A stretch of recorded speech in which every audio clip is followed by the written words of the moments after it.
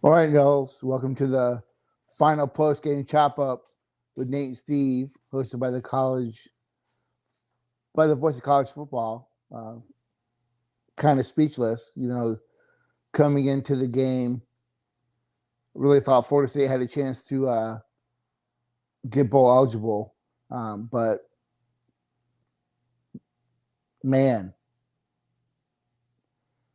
this game came down to two plays. When you look at it, you know, Jordan Travis getting hurt in that first series. Um, he goes out. We all know what happened after that. When Mackenzie Milton comes in, takes a 20-yard loss on a bad snap, and then next drive he throws an interception. In a half where Florida has three turnovers, that injury, weighed heavy on Florida State. They were not able to take advantage of those three turnovers and put points on the board. Once Travis was able to come back in the game, Florida State started to move the ball towards the back end of that second quarter. But it just comes down to lack of execution. Let me add Steve real quick. Hey, Steve. What's going on, Nate? I'm just kind of talking about how we got here. Florida State.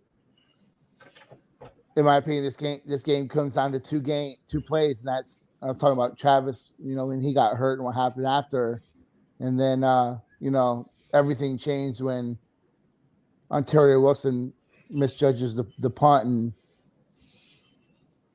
awful all season. Punt return all season has been god awful for Florida State, and in a game that mattered the most for them to get bowl eligible, they go in and again, it kills FSU. Yeah.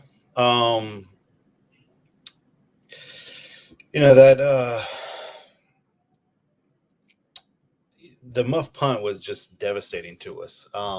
Everything was pretty good. And, even right before then, we had the personal foul on the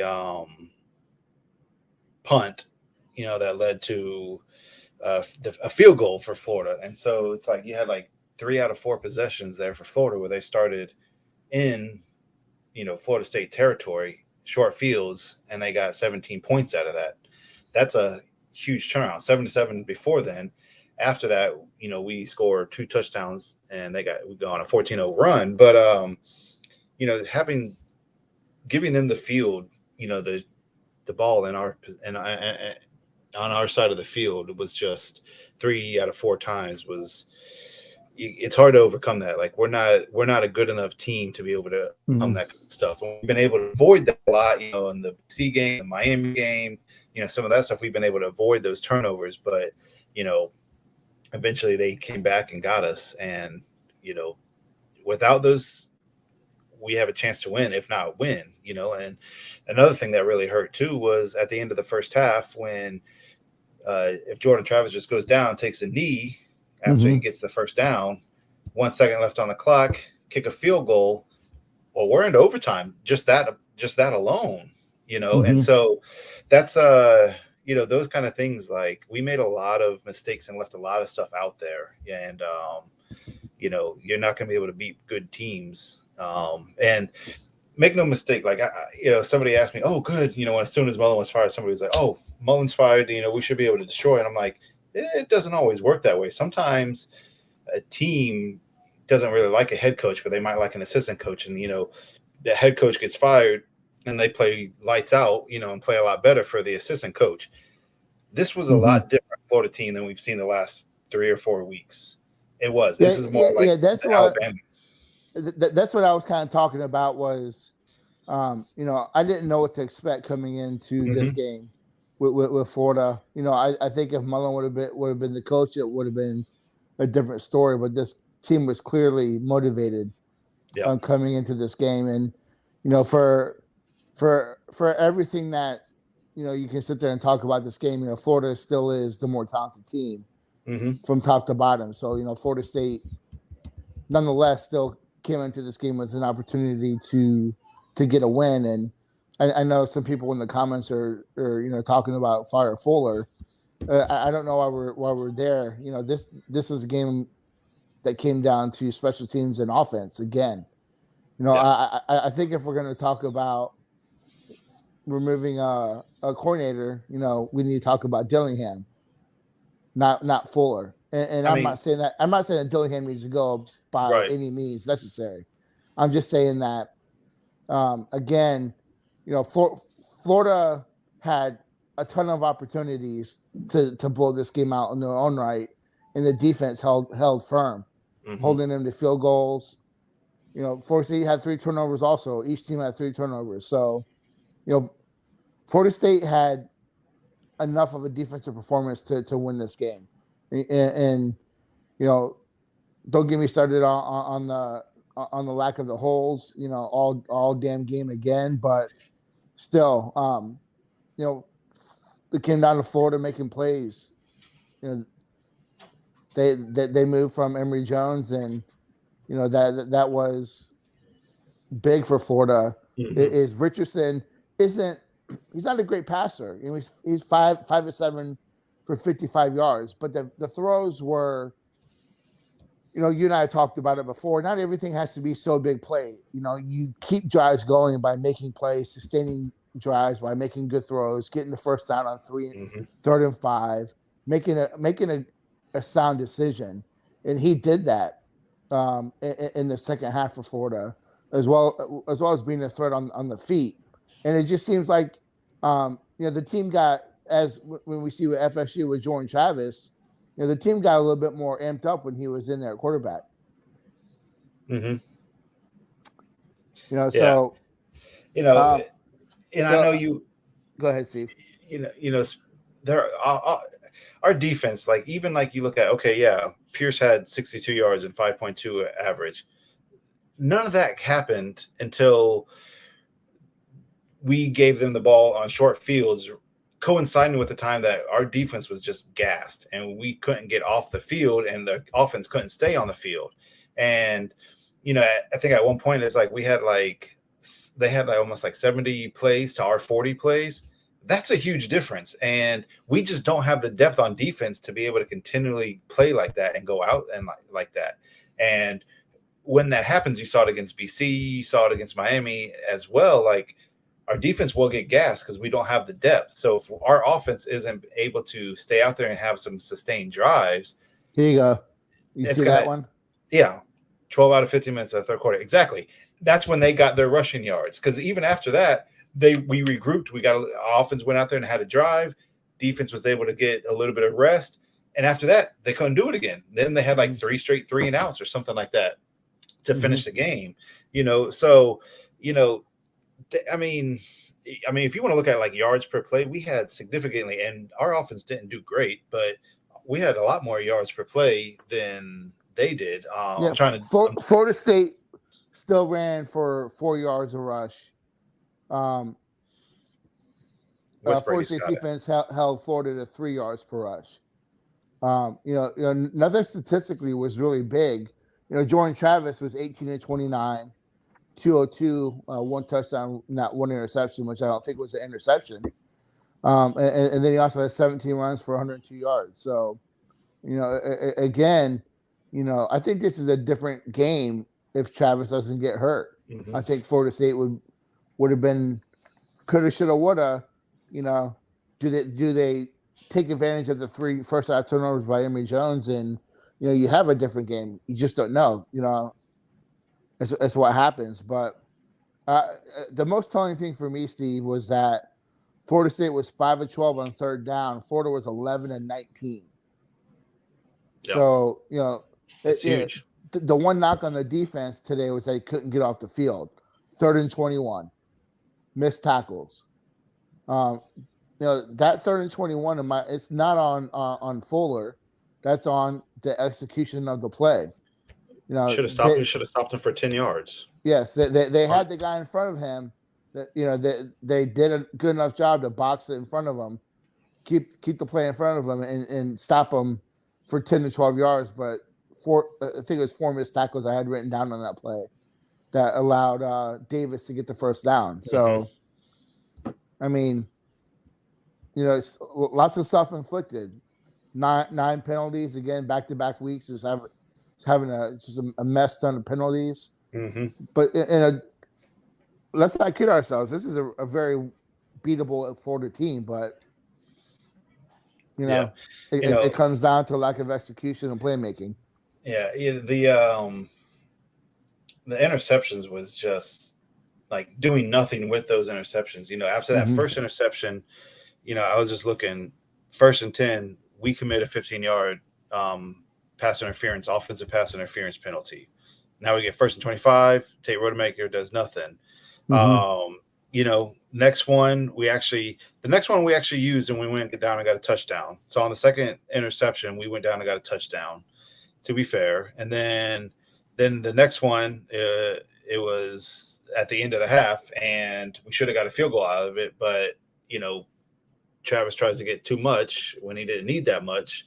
And, we get 7 out of those short fields, and their short fields, they get 17. That's a 10-point swing. That's a huge difference there. That in addition with, that 3rd and 21, that kind of stuff, like it just destroys momentum, and how different is it if we stop them on that 3rd and 21 and they had a 4th and 10, now they punt and, they don't end up, I think they end up getting a touchdown on that drive. Is that, I think it was, and now they don't get that touchdown, So if all those things falls Florida State's way, we get that field goal, we don't get that, don't throw the interception, don't give up the 3rd and 21. I mean, you're easily looking at like a 10-point FSU win, but none of that stuff went our way. And again, the flip could be said as well. If some of those things go Florida's way that went Florida State's way, you could be looking at a 10-point win as well. But yeah, not having Travis in there on some of those interceptions, like it hurt, because it took us a while to find any kind of rhythm on offense as well, because you're trying to figure out, okay, well, what does Travis got? Is he going to be able to come in and find his rhythm throwing the ball, et cetera? And he was able to eventually. I mean, he had his 3rd straight game over 200 yards passing, so you can't fault him. But not having them for those at the beginning of the game, after that first drive, it hurt. It hurt. It just shows the lack of depth. This team, we've talked about it all season, that this team, it seems decent the first 30 players, Anything after that, you got question marks all around. And Florida State just isn't good enough yet to withstand the penalties and the self-inflicted stuff. They're just not. And we saw it today. But, I think, Corey says here, you got to handle the trenches. I think that, the offensive line, I think they wore down towards the back end of the season. Again, lack of depth and the injuries, having to depend on Brady Scott for as long as they did. 3 straight games that Bud Taylor, misses to finish the season. It's just a different offensive line. Yep. And, Washington and Scott, neither of them were healthy near the end. I mean, Scott hasn't been healthy for the entire season except for the first game. That's when he got hurt, and he came back. He hasn't been healthy. Honestly, Washington's not healthy either. This is kind of shit I can't stand right here. It's not Norvell. Come on. I don't. That's why, like, when you put the other one that Corey said, yeah, we got handled in the trenches, but I don't see how that's on coaching. Like, this is what they were given. Like, the only people who are able to hold up in the trenches are people they've got. Like, some young guys that are beat up. But it's just, and what is it? Norvell says he always wants at least 8 guys on the offensive line. Well, we've proven this year we have 6, and 2 of those guys have been injured. So now you get 4 guys, 2 of those guys are injured and not able to play the last 3 games. and you have 4 that you can rely on, plus Brady Scott in there, and 2 of those are hurt as well. Mm-hmm. That are still trying to play, and you're not going to block anything decent like that. So it's just. But now if we can get some guys in the portal and have some of the first and second year guys develop well, things start to look different. And that's how it is. And hopefully we can see it for next year, and we can get guys, 8 or 9 guys on off line that we can rely on. If we can do that at the end of the season, things start to look different, even with some of the injuries that we're likely to see. So y'all blaming players. So it comes down to this, HD. When you don't have all the tools in the tool belt, it doesn't matter. Okay, so you can look at the 3rd and 21. Tell me where that's coaching. I'll just use that as an example. I'm not going to sit here and debate the player versus coach. Both sides have been responsible for what we've seen this season on many fronts. You don't get the 5-7 by being one-sided with whether it's coaching or players. So, but you get the 5-7 when you have multiple transition classes, lack of player development, when you don't recruit offensive linemen or skill players like Willie Taggart did for one entire class. That's how you get here. So Norvell and his crew have had to make shit out of nothing. So let's just call it what it is. Can I address as Corey said, read his whole comment. So, all that sounds great in theory. Okay, max protect, keep it tight end with 11 personnel, chip the running back, which we did a lot of that. We kept Wilson in to block a lot. We kept Corbin was in chipping and helping block and that kind of stuff. And we're trying to give the offensive line help. But here's the flip side of that. When you do that stuff, now you are relying on receivers to win not one-on-ones, but to beat 2 guys often. Because now you have 5 guys in coverage and you got 3 guys running routes. We have receivers who can't win one-on-one matchups. We're going to max protect and expect them to get open. I just don't see it with our receivers. Yeah, that stuff all sounds great in theory to be able to have a tight end and a running back stay in and block, and now you only have 3 guys going out for passes, and you're not doing that with our receivers. I'm sorry. You're not going to be successful doing that with our receivers because we just don't have the receivers to be able to win those kind of matchups on the outside to be able to do that. So you want to help the offensive line, win some one-on-one matchups, read some blitzes, and step up in the pocket. There are a few times when Travis could have just easily stepped up. He tries to run out, and that doesn't help either. So there's just a big flaw in personnel, period, in our offense that even with all that kind of stuff, it's not like we don't have any. We talked about it last week. We don't have good options. Like we just don't have good options when we go against some of this stuff because we don't have the depth, the personnel to be able to overcome that kind of stuff. I think some guys have simply played outside of their ability, better than you've expected. I think Ontario Wilson, as a receiver, had a better season than you could have expected. I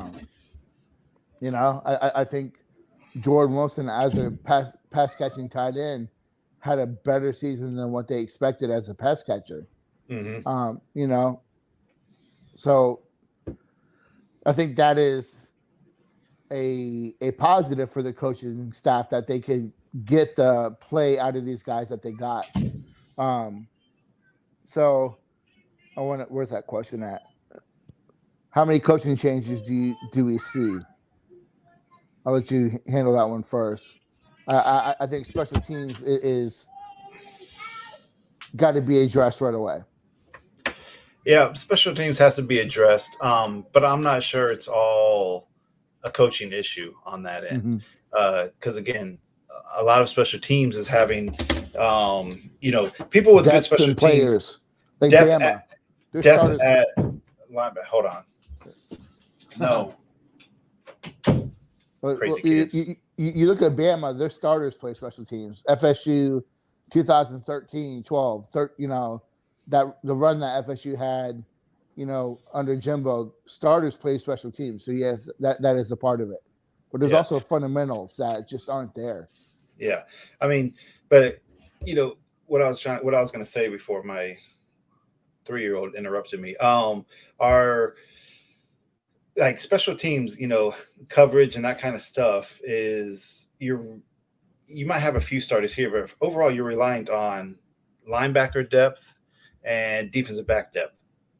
Well, especially at the end of the season, when we had a bunch of defensive backs injured and stuff like that. What did we not have? We have no linebacker depth. We have bad DB depth and bad receivers, because that's the other position typically you rely on.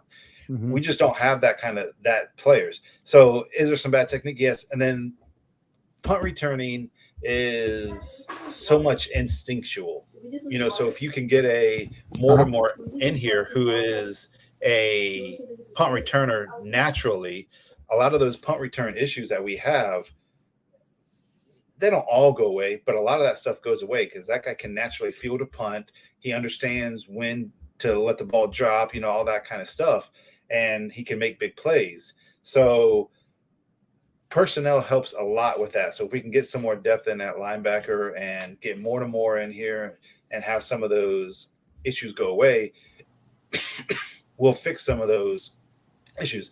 Because Papuchis has been a very good special teams coach no matter where he's gone. So I don't think he got to Florida State and all of a sudden, I don't know how to coach now. I think just a lot of things is just going to take time. It's not going to be a miracle cure or anything like that. Get better personnel in, all that stuff gets better to me. And for anyone questioning FSU taking Devon Mortimer, I think we see why. The guy's a record setter in terms of the return game in South Florida. You take that kind of kid as much as possible. Yeah, and I think he's going to end up getting, because people are like, well, what kind of season is he having? He's about to win Broward Player of the Year. Mm-hmm. Yeah. Does that answer your question? What kind of season he's having? He's dominating this year. So, yes, I believe they were in quarters coverage on that 3rd and 21. It just came down to Florida State missing a play. It doesn't matter. Coverage. It doesn't matter if we were in quarters. It doesn't matter if we were in a cover 1, cover 2, cover 3. It didn't matter. We missed 2 or 3 tackles on the sideline that would have stopped it.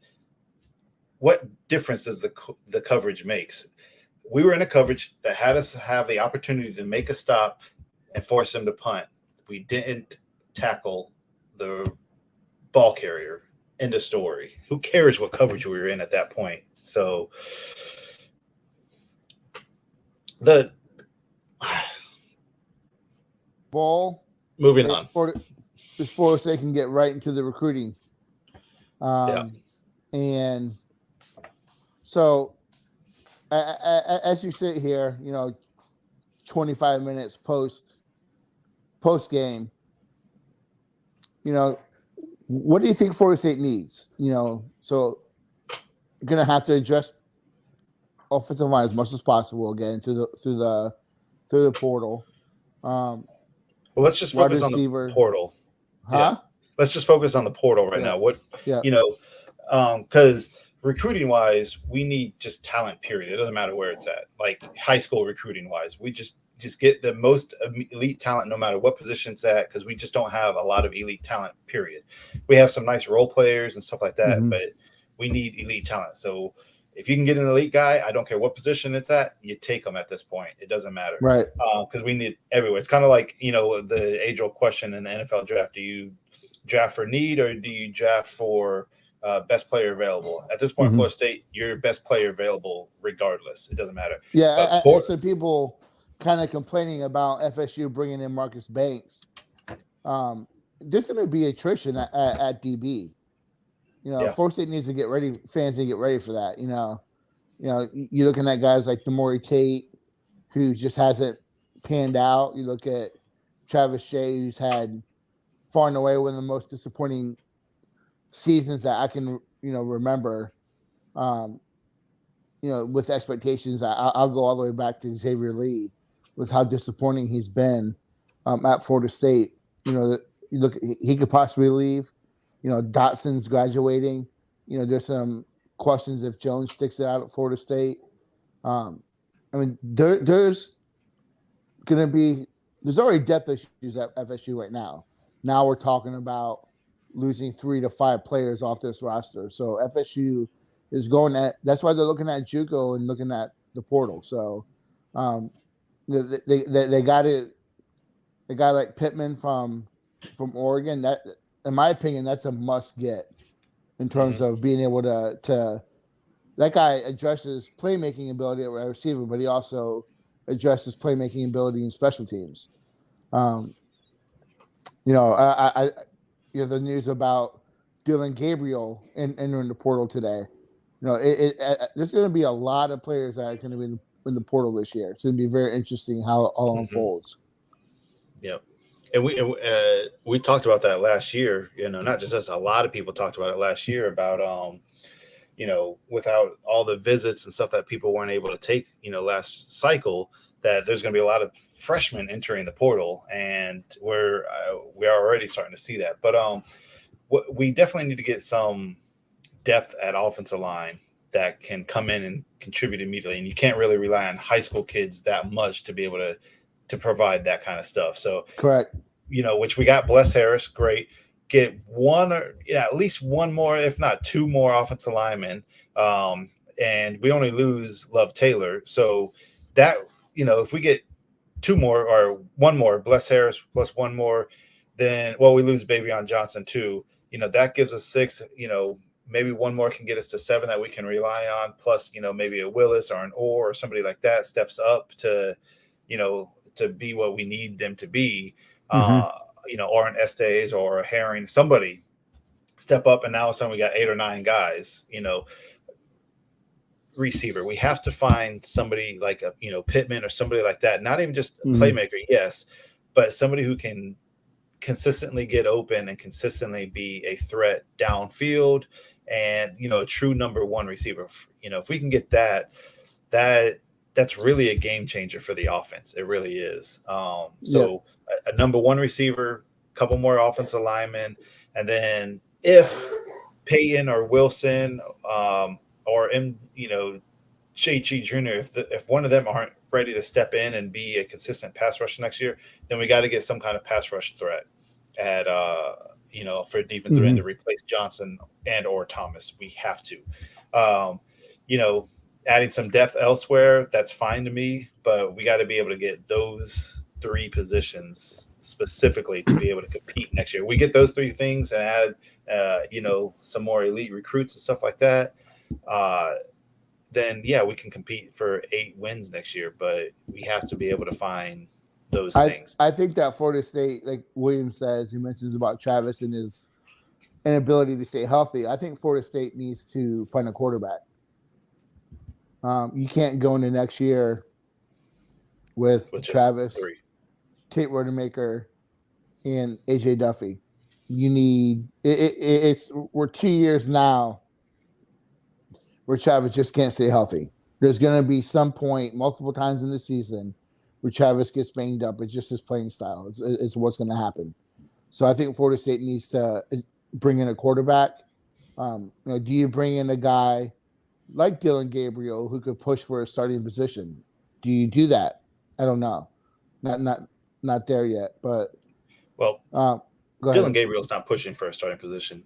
If Dylan Gabriel came here, he's starting. Yeah, he's starting. But you know what I'm saying? Yeah. If a guy like Jahmyr Gibbs at Georgia Tech enters a portal, you have to go after him. Absolutely. That's an elite player. He's an elite running back. Any elite player, you have to go get him. So if Gabriel's interested, which a lot of that's going to depend on what happens to Milton. Well, not even that's what happens to Milton. How Milton views his time at Florida State and how he views Norvell, because those 2 are best friends. So if Milton's had a great time at Florida State and loves Norvell, which I think he has, and I think he does, he's going to say, Gabriel, Dylan, you got to come here. You can start and you can ball out in this offense. If that's the case, then I think we have a good chance of getting Gabriel. And I think I don't. I'm going to cut you off, but Go ahead. I don't think anyone reading the comments, no Florida State fan is happy with 5-7. Let's put that on the table right now. Florida State is not a 5-7 program, but also you have to really consider and look in the mirror as Florida State fans and see where FSU's been at since 2017. This isn't a quick fix. And yeah, I do think that pressure needs to be put on Norvell. He's going to be going into year 3 next year. I think you saw enough progress this season in order to feel not great, but feel good about next year if they can get the parts and pieces they need.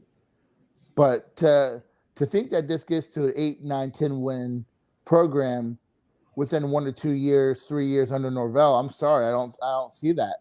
Just because of how long and how poorly Florida State was ran under the back end of Jimbo, 2 years of Willie, and then you come into everything that's happened under Norvell. So no, there's not one FSU fan that's happy with 5-7, but you can be happy with the progress to start 0-4 and everything to look as bleak as it did, and to be close to being bowl eligible.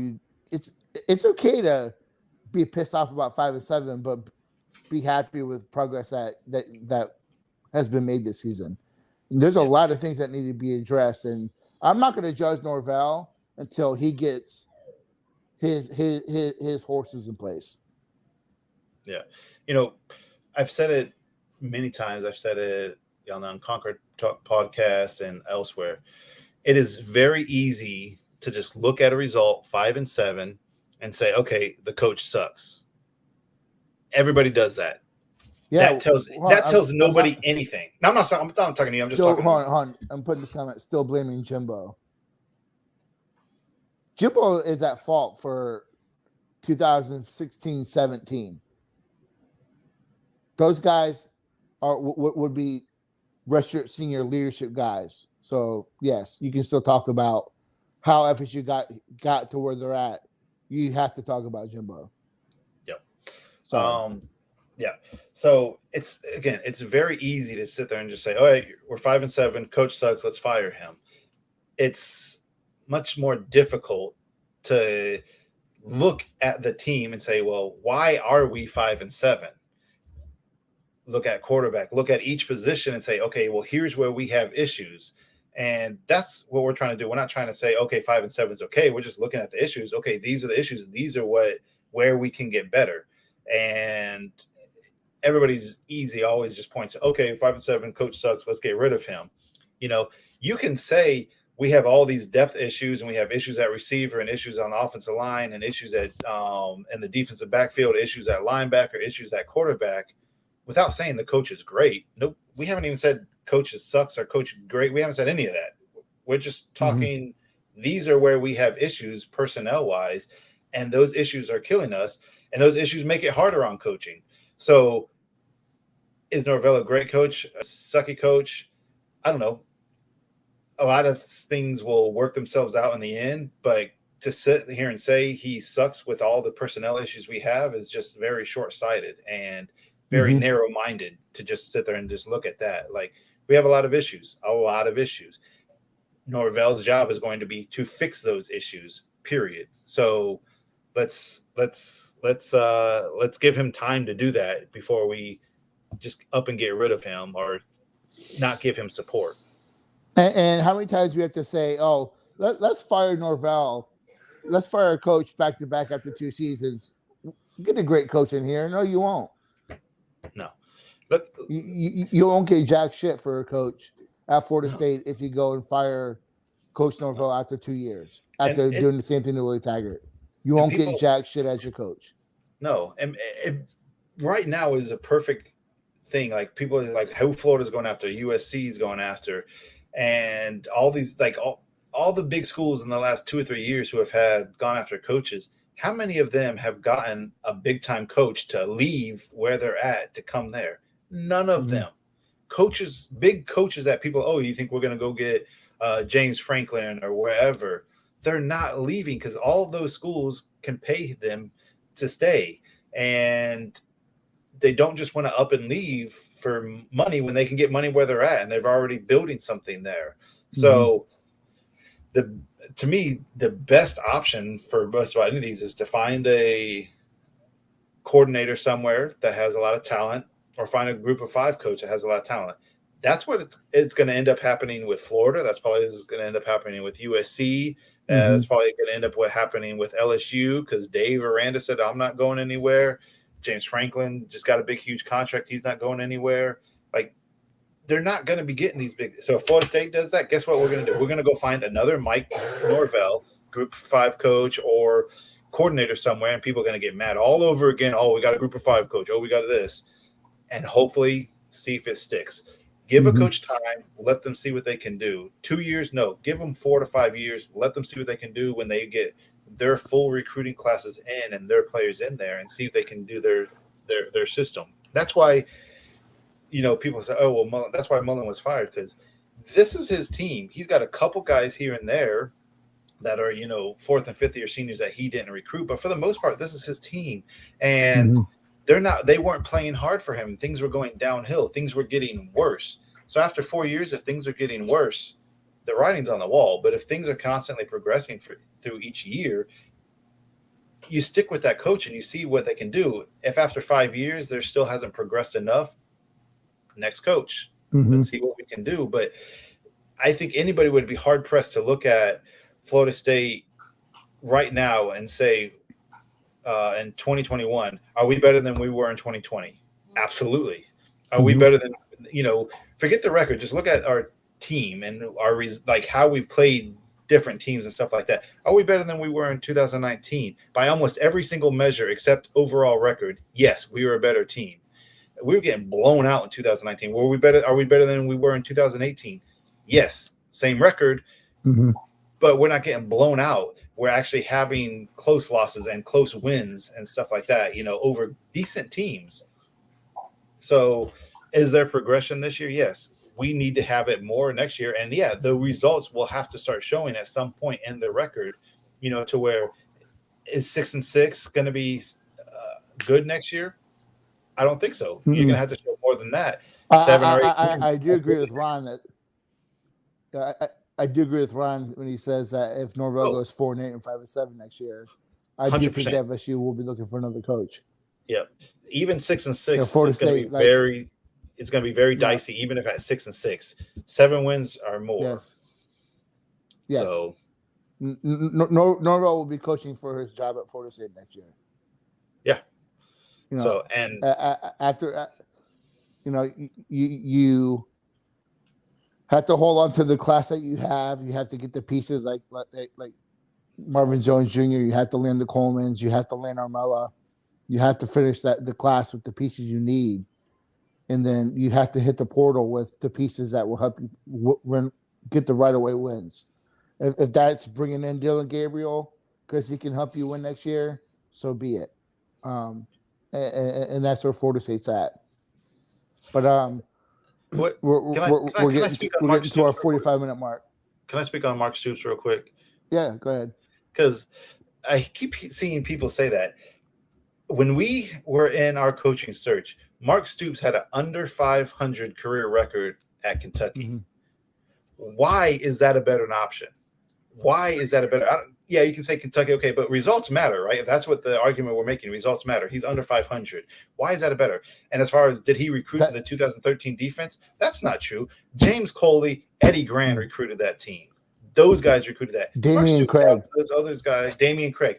Those guys recruited that team. Those were the guys who went out there and did all that recruiting. Stoops helped, but Stoops isn't a better option than these others. He looked like I don't know. And let's be quite honest. Mark Stoops didn't have that time to develop a program at Kentucky. Yeah, not anywhere else. So, but so. As we wrap this up, what's your 2 takeaways from this season? Takeaway number one, and somebody just mentioned it. Georgia Ron mentioned it. Last 3 seasons, lose big. This year, we lost small. And there's always that progression when you are rebuilding and building a program. Lose big, lose small, win big. So we're in that this year. We're in that lose big, which really at the beginning of the season we're in the lose small stage. At the end of the season, you could probably say we kind of shifted towards the win small stage because we finished 5-3, 4-3 against Power 5 teams. So that's an over 500 record, down the stretch. And really, if with Jordan Travis as the starting quarterback, we were. I'm trying to think what our record was 5-3, I think, with Travis as the starting quarterback. So I think we've slowly transitioned into that win small category. Hopefully next year we continue on that and win even more, win small. Maybe by the end of the year, maybe we're into the win big. But the win big situation, the win big, you don't get there without the Jimmies and the Joes. So that's on the year. Takeaway number one. Takeaway number two is just the overall fight. I've told many people the story, like that 2018 Clemson game. I was there and I stayed the entire game. And we were going toe to toe with them for that first quarter. Toe to toe with them. I think it was 0-0.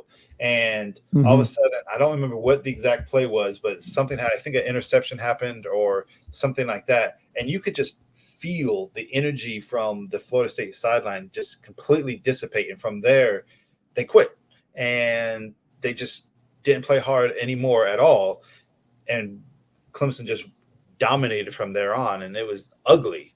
And that culture, that kind of stuff just doesn't happen anymore. Even when things haven't gone our way, especially down the last half of the season, even when things haven't gone our way, we've always been able to rebound. We don't quit. We keep fighting, and we're able to make plays. Down 14, what were we down today? 17 points today. We don't quit. We lose by 3. We almost have a chance if a stupid kicker doesn't whiff on the freaking onside kick. We have a chance to potentially get an onside kick a field goal, go into overtime, or get a win. Against Miami, all of us fans were like, "Game's over, everything's done." They came back and won. So that to me is the biggest takeaway, that we've gone from quitting when there's no reason to even quit yet to when there is a reason to quit, we fight and come back. And that's a huge shift. And if that continues once Johnson and Thomas leave, because they're big time influential in that happening, that cultural shift happening. So if that continues next year and we have some other leadership like that, which I think Robinson is a huge in that as well. If that continues to happen next year and we continue that thing and we get more better personnel in, that's a huge difference. So those are my two big takeaways this year. I'll put mine there with you, but I maybe will ruffle some feathers and think that I don't know. I think Norvell is the guy, and two, I still don't think that Travis is the guy at quarterback because of his inability to stay healthy. And as great as he is in this offense, I put that just as much on the coaching staff with the way they've schemed him in the offense. So I think you got to test the portal and see what's out there. And if you can get better there, you address it and bring in what you need to bring in. So, but that's it, man. It's been a fun. It's not been a fun season, but it's been fun. Sit here and chop it up with you guys. Hopefully we'll get an opportunity to do it again next year. But again, this is the post-game chop up with Nate and Steve, hosted by the Voice of College Football. Make sure that you listen in to the Voice of College Football live on Wednesday, 8 p.m. Make sure you call Mark Rogers, give him some smack talk. He's a Ohio State fan, and they went down hardcore today to Michigan. So make sure that you give him a hard time. But we appreciate everyone listening this season. Florida State finishes 5-7, not what you want as a Florida State fan. Disappointing into a disappointing season. As always, go Noles. Go Knowles.